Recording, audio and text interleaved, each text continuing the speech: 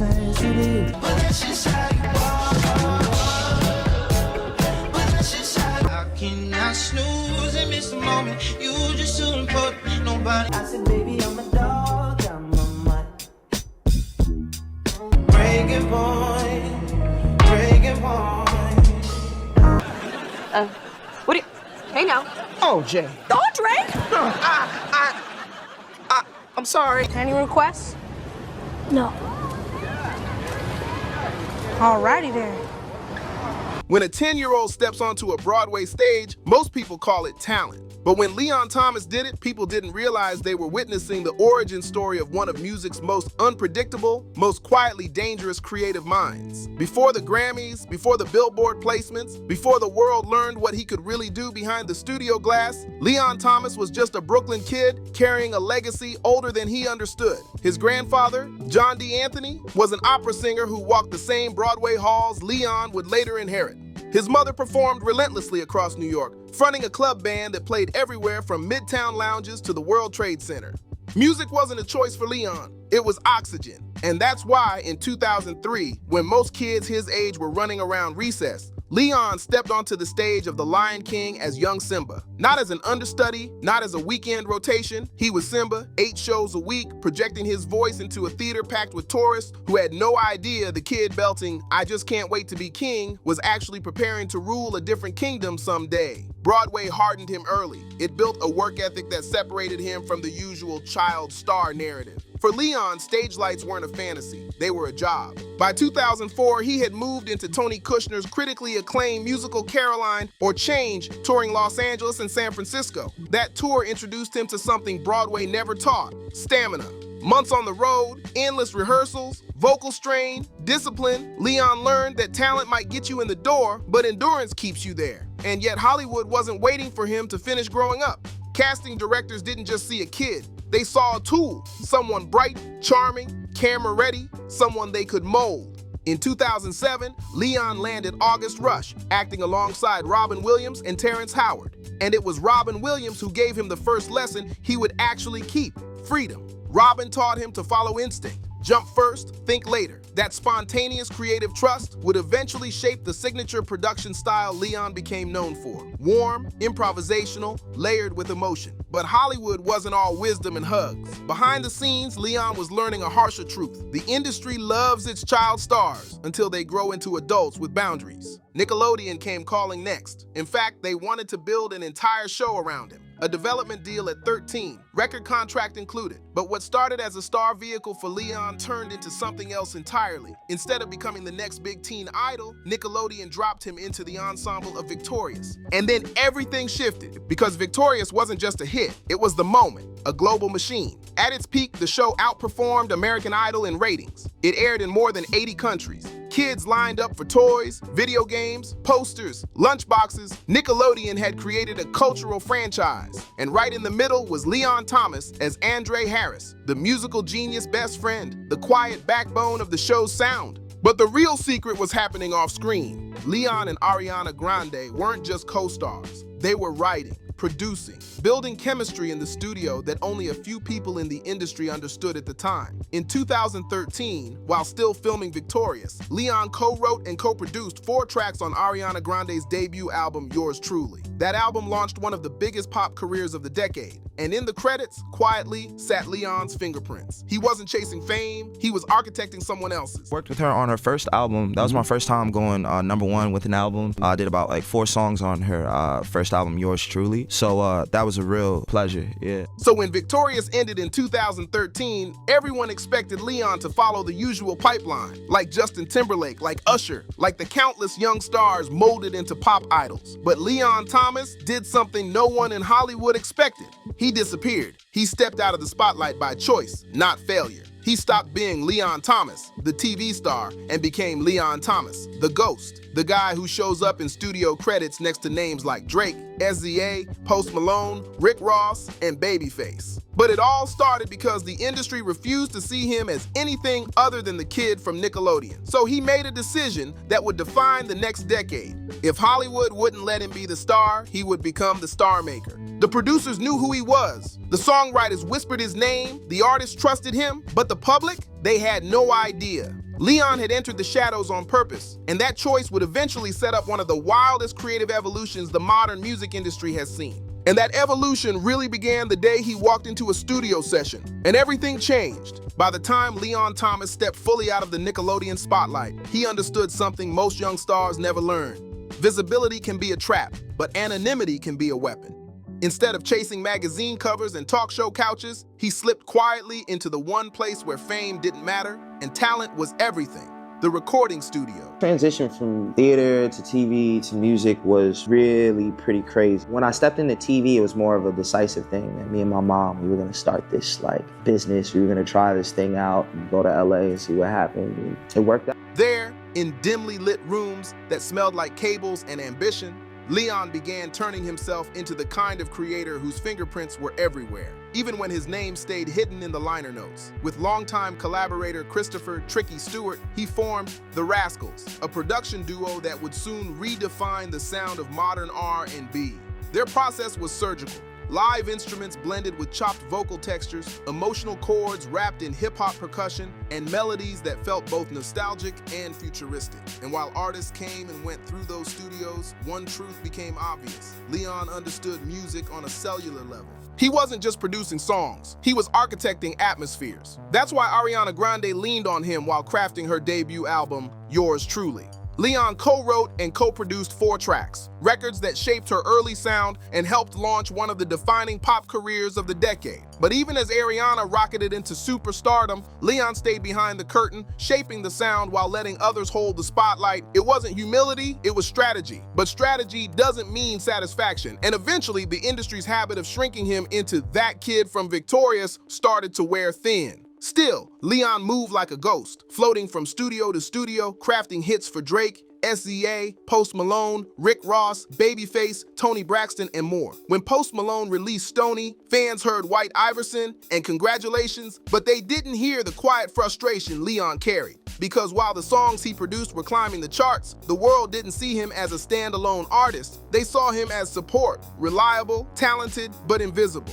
Hollywood has a way of locking child stars into the past, and no amount of genius in the studio could erase the shadow of Nickelodeon. In 2017, when Leon filmed Kathryn Bigelow's Detroit, the cracks in his patience widened. The role required him to cut his locks. Hair he'd grown as part of his identity, his culture, his rebellion. He did it for the role, for the craft. But the moment the film wrapped, Leon felt something snap. He wasn't going to mold himself into anyone else's image ever again. He grew his locks back, reclaimed control, and started rebuilding himself as an artist from the ground up. His first step back into the spotlight was quiet but intentional. In 2018, Leon released Genesis, a raw, emotional EP that introduced his true sound, intimate storytelling layered over soulful production, delivered with the kind of vocal control only decades of training could produce. Critics loved it, core fans loved it, but the industry still wasn't ready to treat him as a standalone star. They needed him in the background, producing, arranging, fixing records for their biggest artists. But while they were using his sound, Leon was sharpening his voice. By the time 2019 arrived, the industry had no choice but to acknowledge him. Leon earned his first Grammy nomination for co-writing and co-producing Rick Ross and Drake's Gold Roses. It was validation, but more importantly, it was leverage. A reminder that Leon Thomas wasn't just contributing to the culture, he was shaping it. And still, he moved quietly, watching, learning, calculating. Because Leon wasn't trying to be the next great producer. He was preparing to become the kind of artist whose debut moment would feel inevitable. Then came the studio session that shifted everything. Babyface, one of the most legendary figures in R&B history, invited Leon into the room. And as they worked, SZA walked in. In just 2 hours, they created Snooze, a song that would later become one of the defining R&B hits of the decade. But what makes this moment extraordinary is what happened after the session. Babyface's team wouldn't release an official bounce of the track, so Leon and his partner quietly recorded the playback on their phones. For 2 years, Leon carried that recording with him, a secret masterpiece he knew the world would eventually feel. And when Snooze exploded, spending 36 weeks on the Billboard Hot 100 and peaking at number 2, Leon wasn't surprised. He'd known the song was different from the moment he captured that imperfect phone recording. At the 2024 Grammys, Leon finally held the award that had been waiting for him all along, Best R&B Song. It wasn't just a recognition of skill. It was a door unlocking, a category changing, a signal that the industry was finally ready to admit what studio insiders had known for years. Leon Thomas was not background talent. He was a force, and he was just getting started. By the time Snooze exploded, Leon Thomas had already lived several artistic lifetimes: child Broadway prodigy, Nickelodeon breakout, ghost producer, R&B architect, and now, finally, the man stepping into the spotlight he had once avoided. But evolution always comes with a reckoning, and Leon's came in 2023, right after a role that forced him to confront the version of himself he had buried for years. Leon's appearance in Kathryn Bigelow's Detroit had been a quiet turning point. The moment he realized he'd been molding himself to satisfy other people's expectations, cutting his locks, following Hollywood's unwritten rules, slipping into roles that didn't reflect his truth. When filming Wrapped, he walked away from the character and walked straight back into himself. He grew his hair out, reclaimed his identity, and started reshaping not just his look but his purpose. By the time he released Genesis in 2018, Leon knew exactly the kind of artist he wanted to be. Unfiltered, experimental, and spiritually aligned with the instincts Robin Williams taught him all those years ago. But the industry wasn't ready. They kept placing him in the background, telling him with backstage smiles and polite compliments that he was too valuable behind the scenes to step forward. Leon didn't argue. He simply studied, watched, waited, and produced. Because when the world doesn't see you correctly, the smartest thing you can do is sharpen the blade until there's no choice but to acknowledge its edge. Everything changed when he began working with Babyface and SEA on what would become Snooze. The track took 2 hours to record, 2 hours that would rewrite the next decade of R&B. But the real story wasn't in the creation, it was in what came after. Leon walked around with a voice memo recording stuck in his head for 2 years because he couldn't get an official bounce of the track. He knew it was special, he just didn't know it would become a cultural reset. When Snooze blew up, Leon's phone started vibrating nonstop. His name appeared across timelines, playlists, editorial columns. People weren't just listening, they were studying. But even as the validation poured in, Leon remained grounded. His grandfather had passed only weeks before his tiny desk recording. He carried that grief into the performance, and it's why the live version felt so raw, so spiritual, so intentional. That tiny desk wasn't just a concert, it was a eulogy, a rebirth, and a declaration. Then came the heartbreak. The relationship that had carried him for years ended abruptly, leaving him in the kind of emotional wreckage he'd spent years avoiding. Leon didn't spiral, he transformed. He turned to journaling, meditation, long nights in the studio, and eventually microdosing psilocybin as a way to peel back the layers he had built to protect himself. The result was an outpouring of truth he had never allowed into his work before. MUTT was born from that truth. The album wasn't polished in a traditional sense.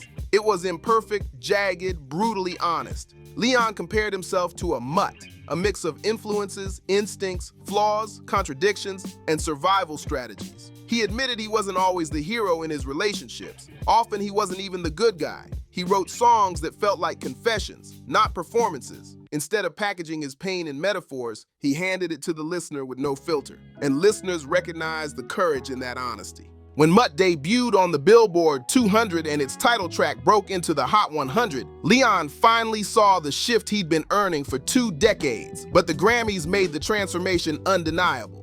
6 nominations: Album of the Year, Best New Artist, and 3 separate R&B categories. Leon Thomas, who had spent a decade ghost producing other people's dreams, was now being recognized for his own. Love the smile on your face. I feel amazing. This is definitely a dream come true. And, I was definitely crossing my fingers while they were announcing it and praying to God. The industry finally understood. Leon wasn't transitioning from child star to adult artist. He wasn't transitioning from producer to singer. He was something far more rare. An artist who had mastered every corner of the machine and was now rebuilding it from the inside.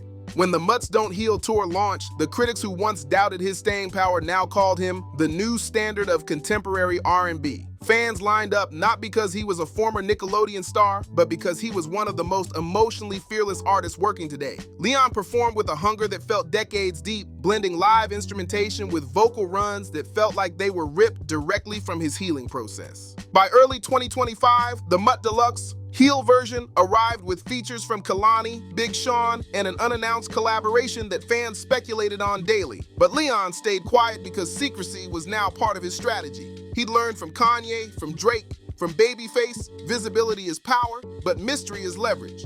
Leon Thomas was no longer navigating the industry. He was shaping it. He bought his first investment property. He grew his net worth to an estimated $5 million.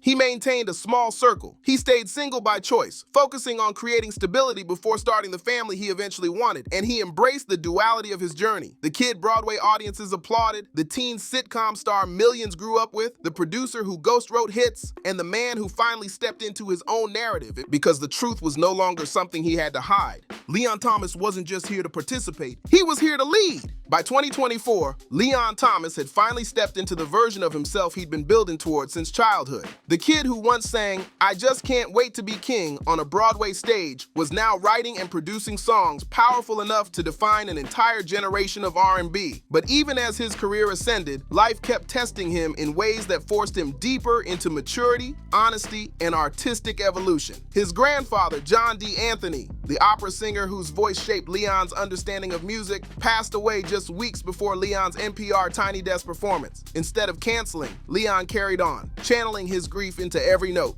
That live set, recorded 2 days before the funeral, became one of the most emotionally resonant Tiny Desk concerts of the year, trending at #2 on YouTube and reminding viewers that Leon wasn't just a producer or a vocalist, he was an artist capable of transmitting raw emotion in its purest form. By early 2025, Leon brought his music to network television, performing on Jimmy Kimmel Live with a full band, proving once again that his sound wasn't built in a laptop, it was built in blood, sweat, heartbreak, and the legacy of musicians who came before him. Then came the release of MUTT Deluxe, Heal, an expanded version of the album that pushed the narrative further. It featured new collaborations with artists like Kalani and Big Sean, and hinted at a high-profile feature from an unnamed R&B legend, someone Leon had worked with before, someone who mirrored his journey from childhood fame to adult reinvention. Fans speculated endlessly online, dissecting production credits and teasing cryptic Instagram posts. But Leon didn't confirm anything. He understood something most artists never master. Withholding can be more powerful than revealing. Financially, Leon was finally securing the stability he'd worked toward for nearly 2 decades. By 2025, his estimated net worth rose to $5 million, boosted by production royalties, songwriting credits, touring revenue, and new investments. He purchased his first income property in Los Angeles, beginning a long-term plan to build generational wealth and protect himself from the volatility of the music business. Personally, he remained single, choosing to prioritize emotional healing and clarity after the breakup that fueled MUTT. He often spoke about wanting a family someday, but only when he felt fully ready, when he could give someone the version of himself he spent years uncovering. Then came one of the most fascinating revelations of his entire career. During a 3-month creative retreat in Italy, Leon worked with Kanye West on Vultures, contributing writing and production to the track Burn. But more importantly, he absorbed something pivotal: the psychology of evolving from behind-the-scenes genius into a fully realized front-facing star. Kanye's own transition from producer to global icon wasn't just inspiring, it was a framework. Leon studied how Ye built myth, how he constructed worlds, how he turned sound into identity and identity into empire. For Leon, it wasn't about copying. It was about understanding how to step fully into his artistic destiny without fear. The real truth behind Leon's rise, the part most people still don't understand, is that the success of MUTT wasn't luck, timing, or nostalgia for a child star. It was the result of a 22-year apprenticeship. Every Broadway lesson, every Nickelodeon cue, every Drake session, every Ariana Grande vocal arrangement, every Babyface harmony, every heartbreak, every mistake, every reinvention. He built his artistry piece by piece until there was nothing left to prove, only the next chapter to write. The 6 Grammy nominations he received for MUTT weren't a breakthrough, they were a coronation. They announced that Leon Thomas was no longer hiding behind anyone's spotlight. He had built one of his own. As of 2025, Leon continues touring, performing, producing, and building the momentum for Album 3. He hints at collaborations, experiments with new live arrangements, and documents the process through cryptic studio videos that keep fans guessing. And somewhere, in a quiet room filled with instruments, notebooks, and unfinished melodies, Leon is sculpting the sound that will define his next era. Because when you start performing professionally at age 10, you don't burn out. You adapt, you evolve, you sharpen, you rise. Leon Thomas III, born August 1st, 1993. Broadway prodigy, Nickelodeon standout, Grammy-winning producer, 6-time Grammy-nominated artist, and one of the most quietly influential creatives of his generation, has finally claimed the spotlight he spent 2 decades preparing for. And if MUTT was the introduction, the next chapter may be the moment the world realizes what the industry has known for years. Leon Thomas was never meant to be a supporting character. He was always meant to lead. And before we wrap up this story, do me a favor. If you enjoyed this deep dive and want more powerful stories like Leon's, make sure to hit that like button, subscribe to the channel, share this video with someone who loves real music journeys, and drop a comment below about which artist you want us to cover next. Your support helps keep these stories alive.